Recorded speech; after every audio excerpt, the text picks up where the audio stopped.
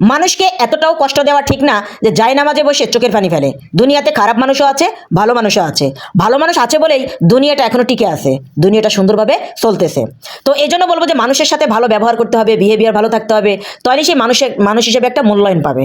আমার খুব কাছের একটা বান্ধবী, দেখা গেছে যে তার যে সাবেক স্বামীটা ছিলেন খুবই অত্যাচার করতো, খুব অত্যাচার করতো। সে তো করতো করতো তার পরিবারের মানুষ দিয়ে করাইতো, ইভেন আশেপাশে মানুষগুলো দিয়ে করাইতো। সে চেষ্টা করতো সেই সম্পর্কটা থেকে বেরিয়ে আসার জন্য, কিন্তু তাকে গুরুত্বই দিত না। মানে আমার সে বান্ধবীটাকে গুরুত্বই দিত না। আমার বান্ধবী কিন্তু দেখতে সুন্দর, তারপরে শিক্ষিত, এরপরে অর্থবিত্ত, টাকা পয়সা কোনো দিক দিয়ে সে কমতি ছিল না। মানে তার যে সাবেক স্বামী ছিলেন তার থেকে মানে 3/1 ছিল না। আমার বান্ধবীর 3/1 সে ছিল না। কিন্তু ওই যে কয় না যে ভাগ্যকর্মে তার সাথে জুড়ি মিলে গেছে বলে সংসারটা হয়েছিল। কিন্তু সে বহু চেষ্টা করছে, কারণ তার মনের সাথে ওর মন মেলে না, কোনোভাবে মেলে না। ও যদি বলে একটা, ও একদিক দিয়ে ওর সেই সাবেক স্বামী অন্য সাইড দিয়ে বুঝতো। মানে সে তৃতীয় ব্যক্তিকে মূল্যায়ন করতে বেশি, তৃতীয় ব্যক্তিকে গুরুত্ব দিতে বেশি। সংসারে কোনো ঝামেলা হলে তৃতীয় ব্যক্তিকে টাইনে এনে তার কাছে সবকিছু বলতো, তৃতীয় ব্যক্তির সাথে পরামর্শ করতো। ওই আমার বান্ধবীর সাথে যদি খারাপ আচরণ করতো বা তাকে হামতাম করতো বা তার সাথে যদি বিহেভিয়ার বেশি আকারে চরমভাবে খারাপ করতো, এটা কিন্তু তৃতীয় ব্যক্তির উস্কানিতে। এখন এই জন্য বলবো যে একটা সম্পর্ক সুন্দর থাকে কিন্তু দুজন মানুষের কারণে।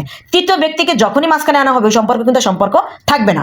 এখন দিনের পর দিন আমার ওই বান্ধবী কষ্ট করছে, তার দুটো বাচ্চা, আমার দিনের পর দিন ওই বান্ধবী কষ্ট করছে, কিন্তু ওই কষ্টটা না তাকে আর ওই মূল্যই দেয়নি। ও মনে করছে আসলে মানুষ নাকি। কিন্তু একটা মানুষ তখনই বোঝা যায় যে আসলে কতটা জীবনের জন্য গুরুত্ব, যখন ওই মানুষটা জীবন থেকে চলে যায়, সংসার থেকে চলে যায়। হ্যাঁ, তখনই বোঝা যায়। ওই যে একটা কথা বলে না যে গাড়ির চাকা ঘুরতে দেরি আছে কিন্তু ভাগ্য খুলতে দেরি নাই। আমার ওই বান্ধবীটা এখন বর্তমানে বিদেশ থাকে, তো অনেক সুন্দর আছে। তার যে বর্তমান স্বামী অনেক ভালোবাসে, কারণ ওই পাস্টের যে তার সাবেক স্বামী অনেক যে অত্যাচার করছে বা কষ্ট দিছে, ওই কিছু কিছু জিনিস তার বর্তমান স্বামী কিন্তু জানে। এই জন্য তাকে আর ওরকম ভাবে কিন্তু সে কষ্ট দেয়ও না, কষ্টের কথাগুলো বলে না, বরঞ্চ সে সব দিক দিয়ে দক্ষ।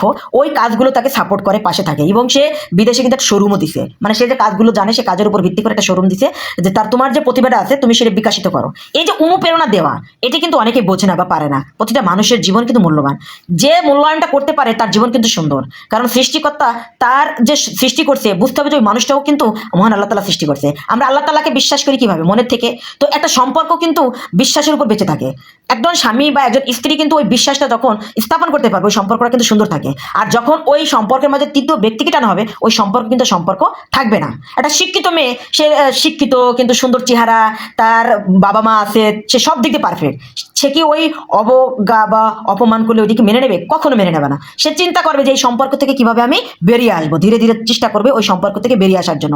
এই জন্য বলি যে আসলে মানুষকে এতটা কষ্ট দেওয়া ঠিক না যে জায়নামাজে বসে চোখের পানি ফেলে। আজ যে কষ্ট করতেছে দিনের পর দিন, মহান আল্লাহ তাআলা চাইলে সেই কষ্টটা দূর হয়ে যাবে। এখন আলহামদুলিল্লাহ আমার বান্ধবীটা অনেক সুখে আছে, অনেক সুখে আছে, বিদেশের বাড়িতে আছে, অনেক সুখে আছে। যখন শুনি খুব ভালো লাগে।